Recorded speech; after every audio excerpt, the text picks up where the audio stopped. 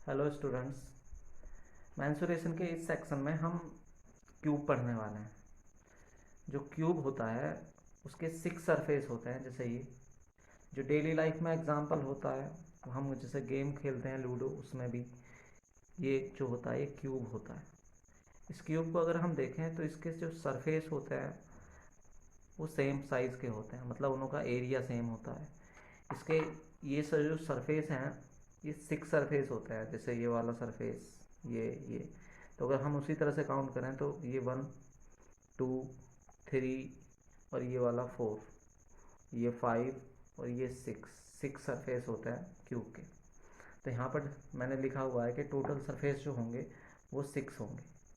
अब as, as मतलब ये जो किनारी होती हैं यहाँ पर इन्हें एज बोलते हैं।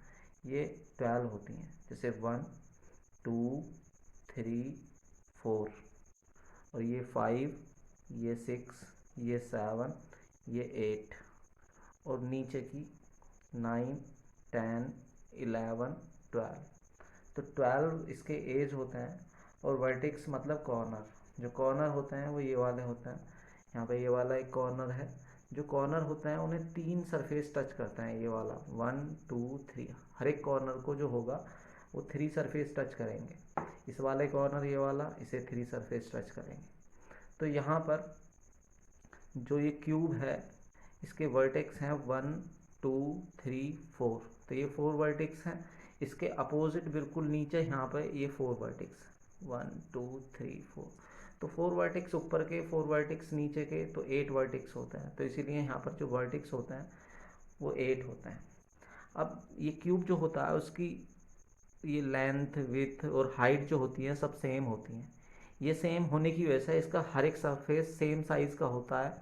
तो यहाँ पर ये स्क्वायर शेप होता है, ये वाली जो शेप होती है। तो शेप ऑफ ईच सरफेस जो होती है, शेप ऑफ ईच सरफेस वो स्क्वायर होती है। और अगर हमें हर एक सरफेस का एरिया निकालना है तो सबका एरिया सेम आएगा। अगर हमें साइड गिनी है, सपोज साइड ए है यहाँ से यहाँ तक की, तो ये वाली साइड ए है तो हर एक साइड ए हो जाएगी, क्योंकि साइड क्यूब की बराबर होती हैं। तो यहाँ पर जब साइड ए हो जाएगी तो ये वाली ए और ये वाली ए, तो स्क्वायर का जो एरिया होता है वो ए का स्क्वायर होता है, मतलब साइड का स्क्वायर। तो इसलिए एरिया ऑफ ईच सरफेस जो होगा वो स्क्वायर ऑफ साइड या ए स्क्वायर होगा अगर साइड ए है। और टोटल सरफेस एरिया, अगर हम टोटल सरफेस एरिया निकालेंगे, मैंने पिछले लेक्चर में बताया था जब क्यूबॉइड पढ़ा था कि हम अगर किसी का टोटल सरफेस एरिया फाइंड करते हैं तो वहाँ पर सारे सरफेसेस के एरियाज़ को ऐड कर देते हैं। तो अगर इसका टोटल सरफेस एरिया निकालना है, इसके 6 सरफेस हैं और हर एक सरफेस का की जो शेप है वो स्क्वायर है, तो एक सरफेस का एरिया ए स्क्वायर, दो का 2 स्क्वायर होगा। लेकिन क्यूब जो होता है उसके 6 सरफेस होते हैं। तो इसीलिए जो क्यूब का टोटल सरफेस एरिया होगा वो सारे सरफेसेस को जब ऐड करेंगे 6 के एरियाज़ को, तो यहाँ पर 6a² आ जाएगा। तो टोटल सरफेस एरिया जो होगा वो sum of area of all surface होगा। यहाँ पर जब ऑल सरफेस होगा, सरफेस ऑल सरफेस, तो वो 6a² हो जाएगा। इसी तरह से अगर लेटरल सरफेस निकालना है, लेटरल सरफेस मतलब जैसे ये सरफेस हैं जो परपेंडिकुलर सरफेस है उनके एरियाज, जैसे रूम होता है उसकी वॉल्स होती हैं तो उनों के एरियाज। तो यहाँ पर ये परपेंडिकुलर जो है ये 1 2 3 4 4 सरफेस है। तो 4 सरफेस के एरियाज को जब हम जोड़ेंगे स्क्वायर्स के तो 4a² आएगा। इसलिए लेटरल सरफेस एरिया या एरिया ऑफ वॉल्स जो होगा वो 4a² होगा। और अगर हमें वॉल्यूम फाइंड करना है तो वॉल्यूम के लिए, वॉल्यूम होता है 3 डायमेंशन में कितना स्पेस ऑक्यूपाई करता है। मैं आगे जो बॉडी होती हैं 1 डायमेंशनल, 2 डायमेंशनल एंड 3 डायमेंशनल, उनों के बारे में एक अलग से लेक्चर लूँगा और उनों के बारे में बताऊँगा। तो यहाँ पर जो वॉल्यूम है इसका, अगर हमें सॉरी ये क्यूब है इसका वॉल्यूम निकालना है तो इसकी साइड अगर दी हुई है तो उसका क्यूब कर देते हैं, तो वो साइड का क्यूब होता है। अगर हम इमेजिन करें जैसे क्यूबॉइड होता था, उसकी लेंथ विथ हाइट अगर एल बी एच है तो वहाँ पर उसका वॉल्यूम होता था L multiply B multiply H. अब यहाँ पर इसकी तीनों साइड जो है वो सेम है, एल की जगह भी ए, बी की जगह भी ए और एच की जगह भी ए। जब तीनों की मल्टीप्लाई करेंगे हम यहाँ पर तो यहाँ उसका वॉल्यूम आ जाएगा। आगे सरफेस डायगोनल, जैसे ये सरफेस है इसका, तो इसका ये जो डायगोनल है सरफेस का, इसे सरफेस डायगोनल बोलेंगे। तो यहाँ पर इसी सरफेस के जो डायगोनल होंगे वो दो होंगे, एक तो ये वाला और एक ये वाला। जब दो सरफेस डायगोनल होंगे और सरफेस टोटल 6 है, तो इसलिए सरफेस डायगोनल जो होंगे 2 × 6 मतलब 12 हो जाएंगे। और length of each surface diagonal, अब लेंथ कैसे निकालेंगे, जैसे ये सरफेस है ये वाला, ये इसकी एक साइड ए है, तो यहाँ पर मैं एक साइड ए इस तरह से लिख लेता हूँ इस सरफेस की, यहाँ इसकी एक साइड ये वाली, एक ये, तो ये हर एक साइड ए है। तो हमें ये सरफेस डायगोनल निकालना है ये वाला। तो ये राइट एंगल ट्राइंगल है, तो यहाँ पर पाइथागोरस थ्योरम लग जाएगी। तो ये अगर डायगोनल डी है तो यहाँ पर D equal to Pythagoras theorem से बेस का स्क्वायर प्लस परपेंडिकुलर का स्क्वायर, तो बेस का square A square plus perpendicular का ए स्क्वायर, तो यहाँ पर इसका स्क्वायर रूट लेंगे तो ये डायगोनल आ जाएगा, ये हो जाएगा 2a स्क्वायर का स्क्वायर रूट। जब इसका स्क्वायर रूट लेंगे तो ए स्क्वायर बाहर आ जाएगा, तो यहाँ पर √2a आ जाएगा। तो इसी तरह से सरफेस डायगोनल जो निकली आता है इसका वो a√2 आएगा। Length of each surface diagonal a√2 होगा। आगे मेन डायगोनल, जो मेन डायगोनल होते हैं वो 4 होते हैं। यहाँ पर अगर हम काउंट करें, जैसे वर्टिक्स अभी हमने पढ़ा था कि किसी भी क्यूब के जो वर्टिक्स होते हैं वो 8 वर्टिक्स होता है। तो यहाँ पर जैसे ये वाला कॉर्नर है, ये वाला, इस वाले कॉर्नर को, जिस पर मेरी ये उंगली रखी हुई है, इस वाले कॉर्नर को बिल्कुल अपोजिट इससे मिलाएंगे यहाँ पर। तो इन दोनों को जो मिलाने वाली लाइन होगी जो बीच से होके जाएगी वो इसका मेन डायगोनल होगा। अब वो मेन डायगोनल इन दो पॉइंटों से पास हो रहा है। अब इसके जो पॉइंट होते हैं वो 8 होते हैं। तो जब एक डायगोनल दो पॉइंटों से होके जाएगा तो 8 पॉइंट से जो डायगोनल जाएंगे वो 4 जाएंगे। तो इसीलिए मेन डायगोनल जो होंगे वो इसके 4 मेन डायगोनल होंगे।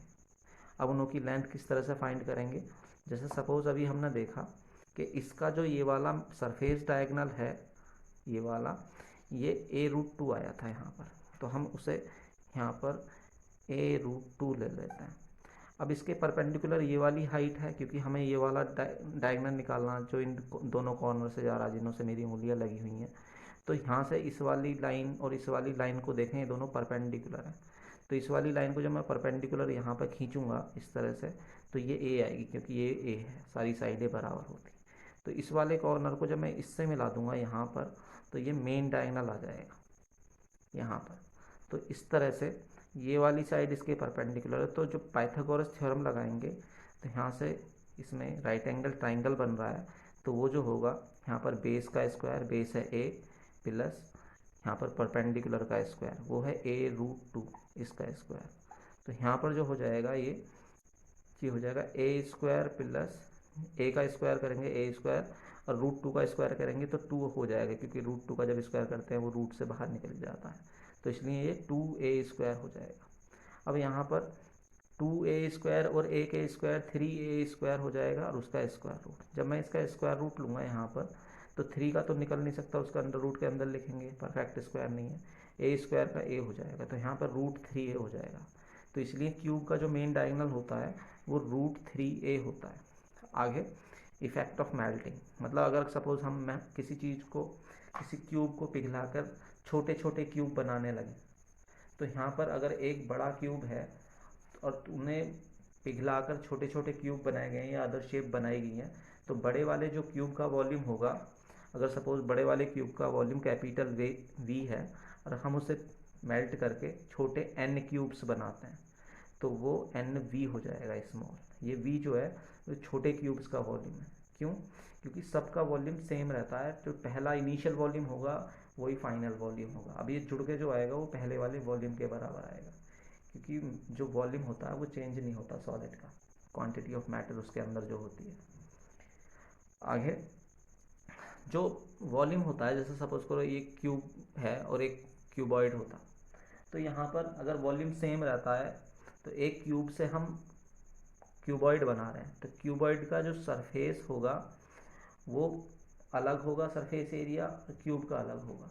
तो वहाँ पर जो क्यूब होगा उसका सरफेस एरिया ज़्यादा होगा इसके कंपेयर में, क्यूबॉइड के कंपेयर में, अगर हम उसका एरिया फाइंड करेंगे, सरफेस एरिया।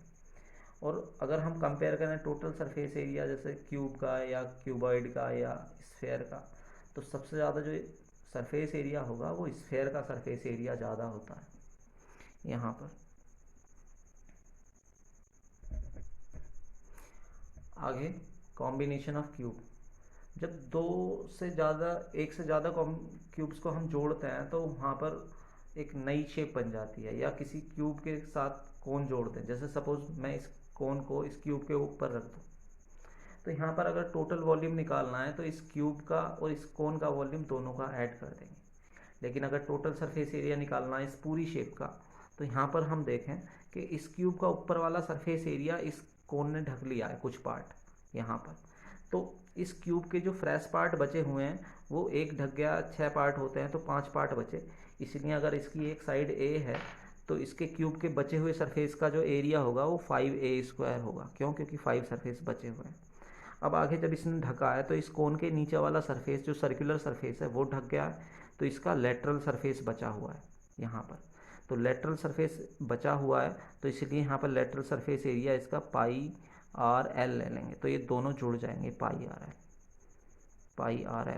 l इसकी लेटरल हाइट है और r इसकी रेडियस है इस कोन की। अब अगर हम देखें तो इस वे 6 सरफेस जो है क्यूब का, इसका ये वाला पार्ट बचा हुआ है, और अगर ये कोन इसे पूरा ढक रहा है, यहाँ पर शेप में थोड़ा कम बचा हुआ है, अगर ये पूरा इसे कम्प्लीटली यहाँ से इस तरह से इसका यहाँ से यहाँ तक का जो डायमीटर है कोन का वो इसकी साइड के बराबर होता, तो यहाँ पर ये वाले पोर्शन बच जाते हैं। तो इसके लिए क्या करेंगे कि इस वाले पोर्शन का एरिया निकालने के लिए इन यहाँ का इसके जो क्यूब है उसके इस वाले सरफेस एरिया में से, मतलब जो a² होगा उसमें से ये सर्किल जो बनेगा इसका नीचे वाला, उसके एरिया को सब्ट्रैक्ट कर देंगे πr² को।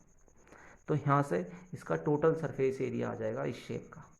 इसी तरह से अगर सपोज हम है ना किसी एक क्यूब को दूसरे क्यूब से कनेक्ट करते हैं, जब अगर मैं एक क्यूब को दूसरे क्यूब से कनेक्ट कर दूं, टोटल सरफेस एरिया निकालना है यहाँ पर।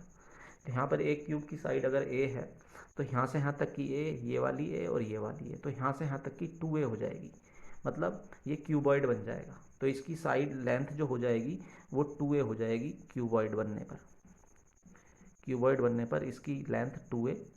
और आगे और हम देखें ये वाली विथ b वो a हो जाएगी, और ये वाली विथ b है, और ये वाली हाइट h इस तरह से वो भी a हो जाएगी। तो अगर हमें इसका वॉल्यूम निकालना है, वॉल्यूम वो LBH वाले फॉर्मूले से फाइंड कर लेंगे। यहाँ पर L इसकी 2a है, b a है और ये a है हाइट। तो यहाँ पर जब मल्टीप्लाई करेंगे तो 2a³ आ जाएगा यहाँ पर वॉल्यूम। तो इस तरह से यहाँ वॉल्यूम आ जाता है। और अगर किसी वजह से हम इसका टोटल सरफेस एरिया फाइंड करते हैं तो टोटल सरफेस एरिया जो क्यूबॉइड होता है, क्यूबॉइड का सरफेस एरिया, जो क्यूबॉइड का सरफेस एरिया होता है उसे संपूर्ण पृष्ठ भी बोलते हैं। तो यहाँ से जब क्यूबॉइड का टोटल सरफेस एरिया हम फाइंड करेंगे तो इसकी लेंथ अभी हमने देखा 2a होगी, और b जो है वो a होगी, और h जो होगी वो a होगी। तो यहाँ से surface area, total surface area TSA जो होता है वो 2LB + BH + HL होता है। तो यहाँ पर इन सब की वैल्यू यहाँ पर पुट कर देंगे और हमारा आंसर आ जाएगा। यहाँ पर 2L की वैल्यू 2a × BA + B की वैल्यू a × A + H की वैल्यू a × L की वैल्यू 2a। अब 2a की a में मल्टीप्लाई करेंगे 2a² + a² प्लस इसकी इसमें करेंगे 2a²। तो ये यहाँ पर इस तरह से, तो यहाँ ये जो है 2a² + a², तो ये 3a² हो जाएगा। 3a² और 2a² 5a²। तो यहाँ से जो हो जाएगा ये अंदर 5a², 2 की मल्टीप्लाई बाहर है, तो ये 10a² आंसर आ जाएगा। इसी तरह से कोई भी अदर शेप है तो हम टोटल सरफेस एरिया इसी मेथड से फाइंड करेंगे।